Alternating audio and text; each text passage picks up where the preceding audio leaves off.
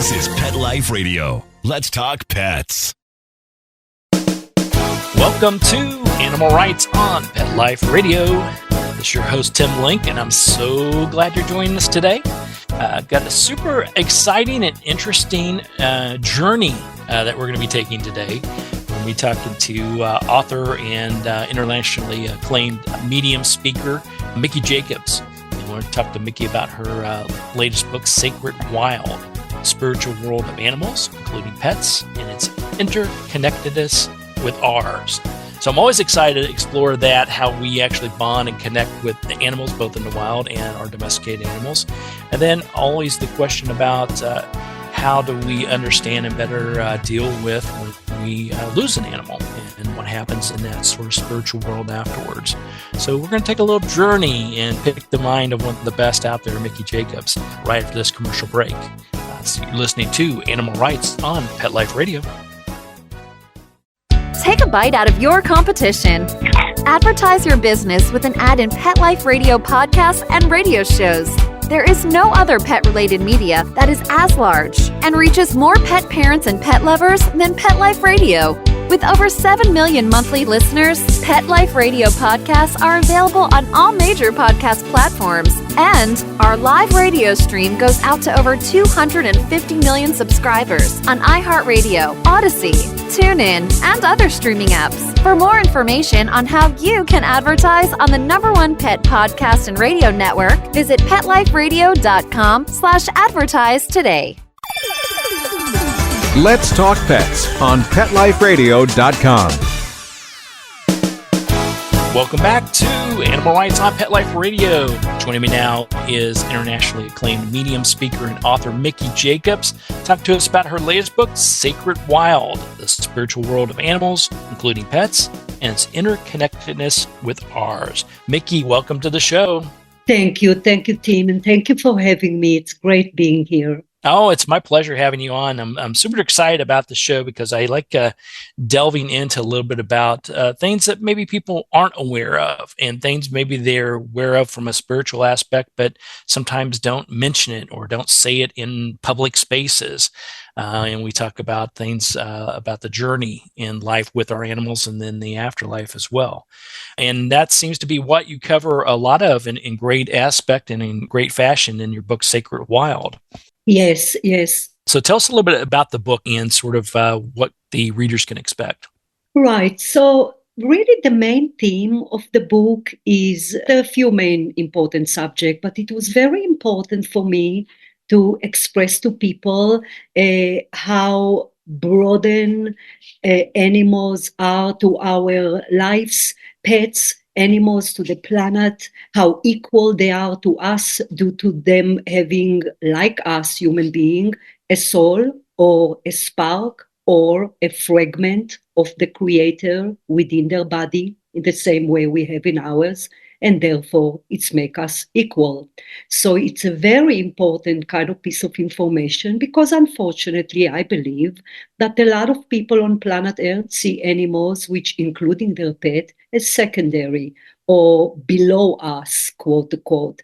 And when we are aware that indeed they have a soul, which is once again the energy of the Creator within their body, although the soul in animals expresses its godlike essence through an animal form, it is nonetheless still very powerful in the same way we are. So it was very important for me to bring that forward, that people will look at their pet, will understand that since they have a soul in the body, they are able to do so much more than what we just think they are pet and they're cute and they're helping us to feel better. They have a great amount of quite magical powers, different than ours, obviously, nonetheless equal. And since I love animals so very much from a very, very young age, we live here on 3 acres, my husband Clayton and myself, and we rescue animals. So currently we have 20 animals. We rescue horses and cats and dogs. And we have 2 tortoises. One is 200 pounds, and we just rescued him about a year ago. So we have a lot of animals. So I always loved animals very much. I always knew how significant they are to our lives, how significant their mission is to our lives. So that is in the book, of course. And the book is kind of divided into two, where the first half is more spiritual aspect of their path or their purpose, their incarnation, their karma, their mission, their soul groups. And the second half of the book was more planet Earth information. As you mentioned, of course, how to overcome their grief after they leave, what's happened to their soul when they leave the body. I gave information about wild animals. So basically, I really, really hope that by picking up Sacred Wild, people would look at the animals and their pet completely different, with way more respect, way more honor, and way more ways to cherish them, because they certainly deserve that.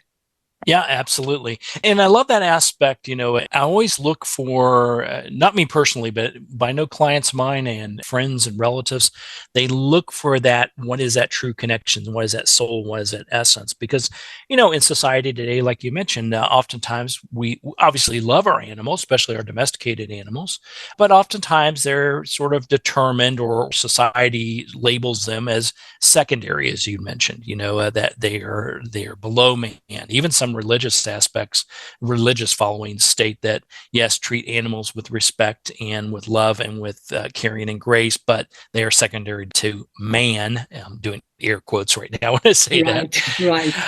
But I've always firmly believed that animals in our life and animals around us are here on equal ground. We're all energy, as I call it. I can call it a soul, an essence, a spark, however you want to label it. But we're all energy, and we select a body as a host to fulfill whatever purpose that we have while we're here.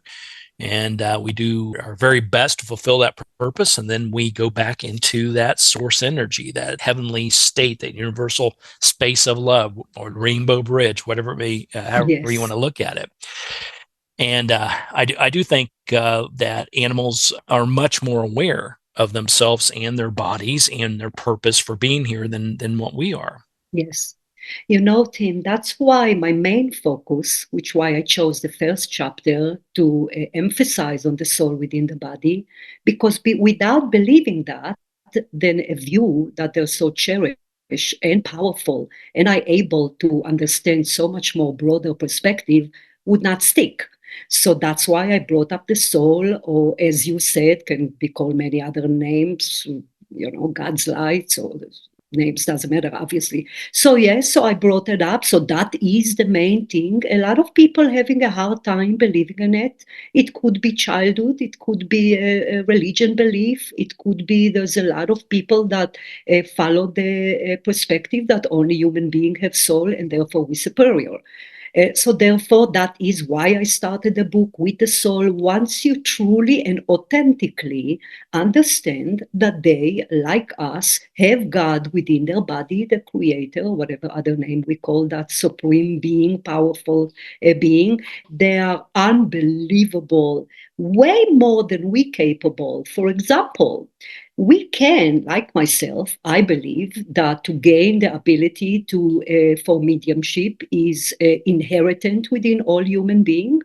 I was 33 years old when I started teaching myself how to quiet the mind through meditation.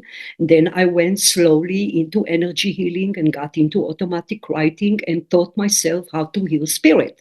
So if I did it at the age of 33, then anyone can do that. So they don't need that anymore, because their soul kind of shine through their personality, which can be lead to a bigger topic that animals do not have ego. Of course, ego is not a word; it's an energy that resides within the physical body of human being, which is the obstacle. It's a producer negative influences and negative energy. So it's an obstacle for us to aligning ourselves with the energy of the soul. Animals don't have that. Animals do not have ego because they do not create negative energy to purposefully act negatively, meaning their reaction, their action, their behavior is come with nature, meaning they don't have the intention to act negatively. So the point is they, animals, are in a constant contact with their higher self, with their soul within the body, which allow them to see spirit, see departed pets, see us, read our energy when we're moody, when we're sick. That is why a lot of animals are able to know when people are dying, when we are not feeling well. So there's so many broadened things. So the point is that, Tim, although we can teach ourselves to communicate with spirits, it's inherent within them, and they use it for various ways to help us feel better. So this is just one example as to the unbelievable powers that animals have that is granted to them by the ability to align themselves within their soul, within the body. So therefore, in many ways, they are better than us, or certainly equally or more powerful. Absolutely, absolutely. Well, I love your way of thinking because it sounds like what I've been talking about for years. So, Yeah, nice. so it aligns and resonates with me on a very personal level as well. And I concur with everything you're saying within that. I do have to ask, when going, you mentioned that a little bit later in life, you sort of allowed yourself to expand your spirituality, connect with animals at a deeper level, learn the energy healing techniques, and allow your inner knowing to shine. Did you feel that when you were younger that you had that within you, and maybe perhaps it was suppressed through a society, family, religion, or was it more of a knowing that you just sort of loved the animals, and it didn't appear to you until much later on that you could expand that a little bit further? Sure. So I was completely clueless to spirituality, Tim. I was born and raised in a somewhat Orthodox Jewish home. My parents, elderly parents, are still in Israel now, very much follow the Judaism tradition. So I grew up in a house where I frankly was terrified of God. I always imagined him as a figure with a beard and a cane, kind of like Moses looking male, of course. So it's a religion. And of course, with all due respect to listeners and their religious belief, there's a lot of rules that I believe that are being written or created by human beings. No, I was very much into the Judaism. Spiritual, knew nothing, zero about spirituality. Then I joined the army, and I was 5 years in the Israeli army. I was a sergeant, and I was a Uzi instructor. So to show you how far I was from spirituality. And then I came to the United States. And when I came here, there's other religion that I was exposed to. And I remember the main thing that kind of woke me up, that religion didn't quite make sense to him, is that Judaism believed that they are God's favorite people. And I was saying, okay, but what about the other religion? And if they say such an unconditional love, why would one religion be favor for him? So that kind of pushed me towards, frankly, spirituality. And that's where I start to gather information. That's where I start to meditate. And of course, as it's common in spirituality, the more you feed it energetically, the more you dive into it, the more it's spread and expand. And that's when, again, I did energy Reiki. I'm a Reiki master. I did energy healing to animals for 2 years. And then once I quiet the mind, which is, of course, the biggest obstacle to communicate with spirit, which include departed pets, once you're able to communicate with one light being, spirit guides, angel, of course, that include animals. And it started from there. But no, I came from as far from spirituality as one possibly can come from. And I think it's important for people to know, and I knew a little bit about your background and from reading the book Sacred Wild, a little bit about your journey as well. But I wanted to really resonate that, or put that out there to the listening audience, because I've talked about it many times. I've been working on as a animal communicator and consultant, and I'm also a Reiki master for animals. So I've been doing that for 20 years now. And I think that, I've talked about it numerous times, how we're all born with sort of a gift or an ability or an intuition to be able to connect with everything around us. And by the time we're in our 5, 6, 7 years old, we go to school, we go to church. It sort of gets taught out of us, or it just isn't, embraced in a lot of cases. And so we sort of divert ourselves away from that, and we follow our life. We go to school, we join the military, we go to university, we get jobs, we get married, have kids, all this wonderful stuff. But there is at some point when I think everyone steps back and says, there has to be more, there has to be a deeper connection. And I always applaud everyone, including yourself, to no matter what stage you are in life, Yes. as far as age or just in general, that's the time, if you have questions, to investigate it, see what more is out there, allow yourself to open yourself up. And as you said, once you allow yourself to do that and you get into the quiet times, you relax the mind and relax the body.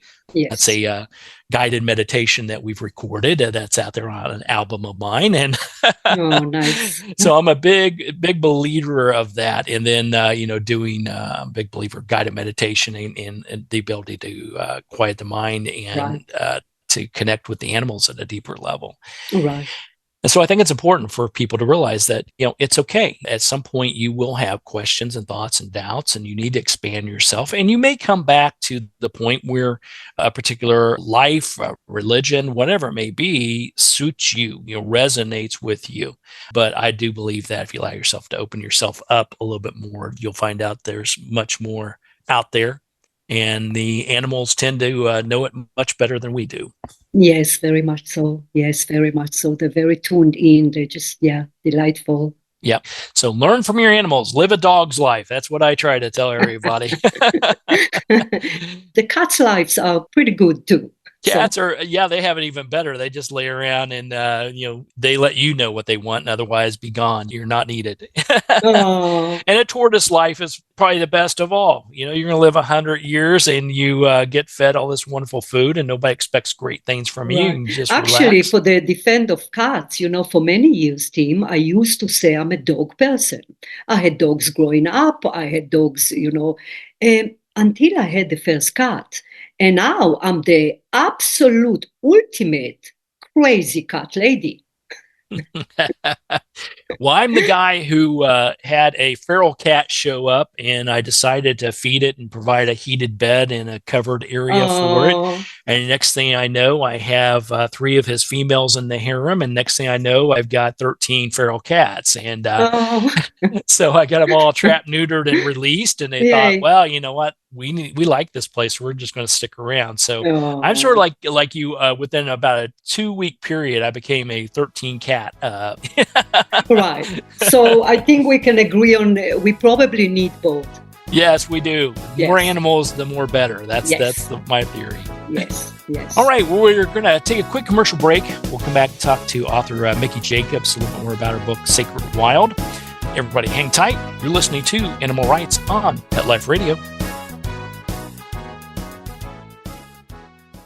Hi, this is Tim Link, animal communicator and pet expert and host of Animal Rights on Pet Life Radio. Have you ever wanted to know what your pet is really thinking? Do you want to find out if they truly understand what you're trying to tell them? Ever wish you could build a better understanding and closer relationship with your pet? Well, now you can. Learning to Communicate with Animals is a 4-part on-demand workshop. In the workshop, you'll learn the essential techniques that are necessary to communicate with animals, including what is animal communication, breathing correctly to achieve the perfect state to communicate with your animals at a deeper level, using guided meditation exercises and method to communicate with animals, and how to send and receive information from your animals. So if you're wanting to learn how to communicate and connect with your animals at a deeper level, visit petliferadio.com/workshop and purchase and download Learning to Communicate with Animals. You'll be glad you did.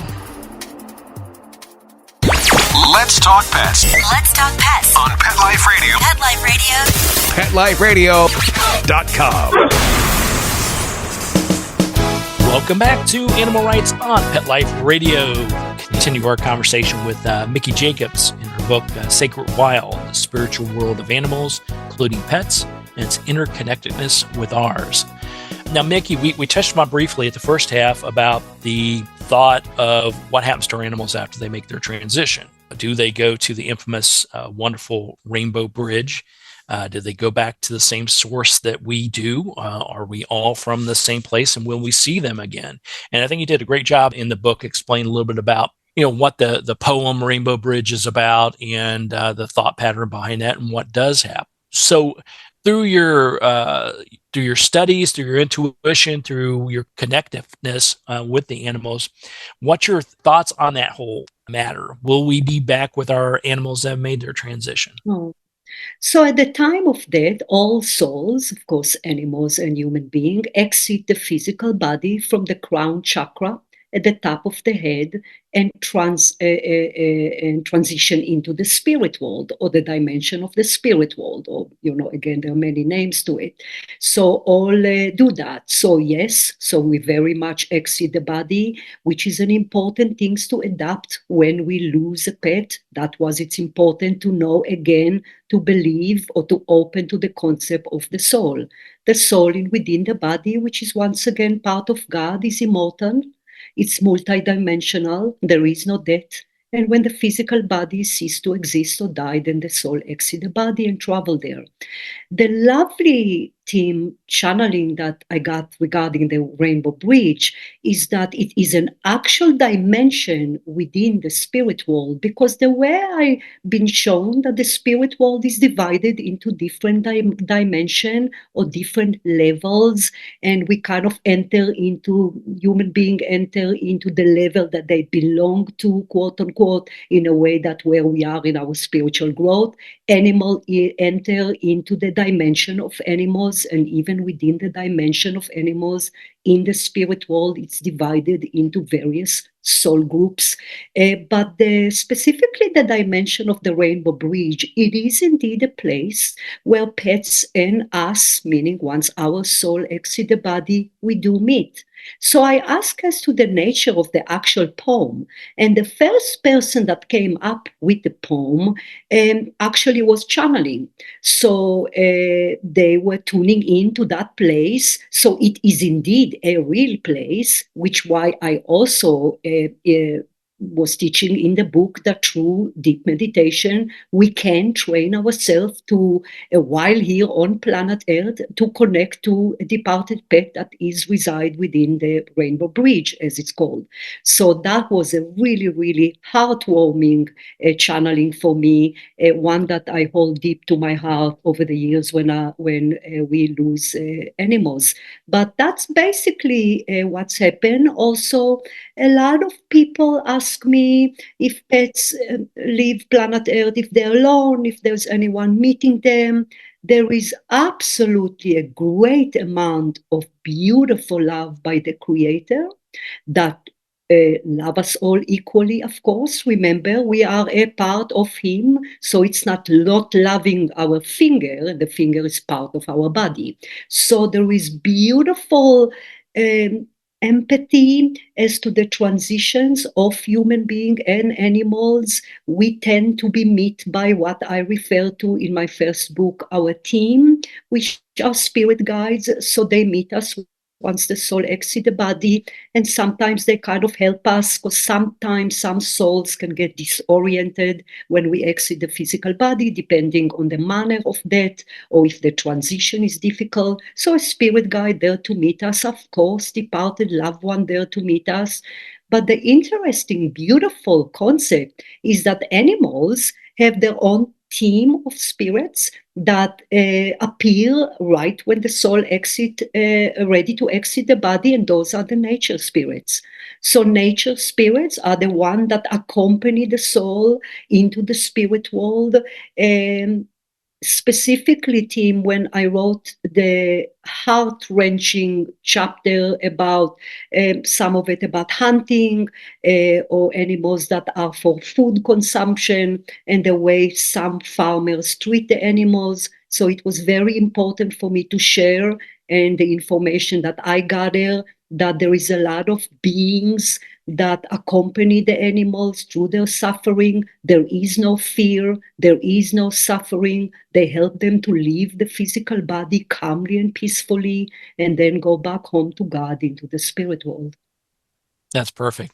Yeah, I love that aspect of it because it's once again, that's what I teach. That's what I resonate with as well. And I try to let people know that don't get bogged down by the terminologies. You mentioned like words like the spiritual world and channeling and spirit guides. Right. To you and I, that's common talk. We're Yes. familiar with that. We've been on these journeys, so we understand that. And so, but don't get caught up in the terminology. Just like our animals, we are greeted by pure love, by those familiar energies that we knew, those heart connections that maybe the animals and ourselves didn't know in the physical world, but had a heart connection with another individual spirit, a guide that is familiar to us. Yes. So, you don't have to, if your dog never met grandpa in the physical world, that's okay. Grandpa will still be there as part of one of the guides to take your animal through to the next to the universal space of love. I can resonate with that because specifically it was important to bring up in the book not to be focused on names. I even use the phrases, in the book I call God a he. Obviously, that's not a he. So, yeah, so I'm glad you brought it up. Very importantly, since spirituality have great simplicity, that's what's beautiful about it. Everything based on energy, everything based on love, everything based on inclusive and non-judgmental and kindness. So that was important. So thank you, Tim. Yeah, absolutely. Well, it's as talking to clients as I'm sure you have over many many years, they want to know that, and it gives them great comfort to know that their animals as well as themselves will be greeted on the other side and taken care of on the other side.